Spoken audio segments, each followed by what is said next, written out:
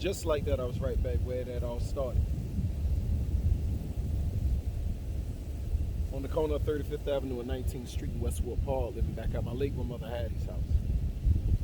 Sitting in the very same tough place that taught me how to persevere through anything, showing me how putting in years of hard work can truly pay off. But equally the same place that taught me how in the blink of an eye you can lose it all, facing 24 of the darkest hours I've arguably had to face alive, just have to lose it all. I remember like it was just yesterday. It was in the late summer of 2002 when I was less than 24 hours removed from a much different lifestyle than the one I was accustomed to growing up in the Fort Lauderdale city limits of Broward County. When the day-to-day wake-up calls and reminders for me were having to listen to the police sirens race found their way to save somebody. On their way to investigate another lifeless body and surprisingly discarded in my beautiful coastline city by somebody were finally replaced. By the sweet sounds of the birds chirping outside of my windowsill as my new alarm clock ringing off in the early morning. Warning me it was time to rise and shine and get it together because see, Coach Herm Elvis didn't tolerate his players being late for practice.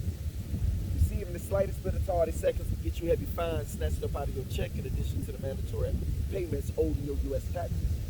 Even though I could afford the hundreds of Washingtons lost up out of my check, Lord knows I didn't want any of that. Damn, I remember those good old days, short-lived, when I used to be a Chicago Bear and a New York Jet. What are more problems due to the more money lifestyle that the notorious Big he so artistically spoke about in that classic Life After Death album, much more preferred than the latter. Stressing like an honorable soldier or mistakenly dishonorably discharged after serving his and or her country for so many years in battle. I sacrificed over 15 years of my life just so my family could have a better life by successfully making it up out of my neighborhood confines alive and accepting that full scholarship ride to become a mighty griffin of the Missouri Western State College and University. A 5-year investment that ultimately catapulted me into a once-in-a-lifetime opportunity that less than 1% of all humanity would ever have an opportunity of experiencing in a lifetime.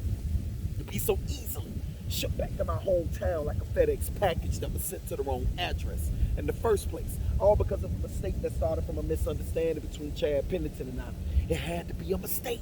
They had me sitting back in my late grandmother Hattie's living room like a real Tom Hanks castaway, on the verge of being broken to the point where hopes don't have a chance of being rescued from misery's company, praying on someone or somebody to please save me. Just like the NBA did for Derrick Rose when they described that powerful Powerade commercial, with that powerful two-part narration playing in the background that described everybody across the globe, and it's saying that we are all just a kid from someone who in one way or another discovered that Winston Churchill was absolutely right when he said that success is not final, failure is not fatal. It is the courage that counts to keep going. Like when Michael Jordan was cut from his team when he was 16, but he kept going. And when Oprah Winfrey was told by so many people she would never make it in TV, but she kept going. But what about this incredible story about this Fort Lauderdale kid I know whose incredible run with a pigskin and came to an abrupt end? It's amazing what happened when he chose to pick that pen and pad back up, and he put his pain down in that poetry. Regardless how adversity corners your life story, you never give up on the rest of your life. You keep going, and you watch what happens.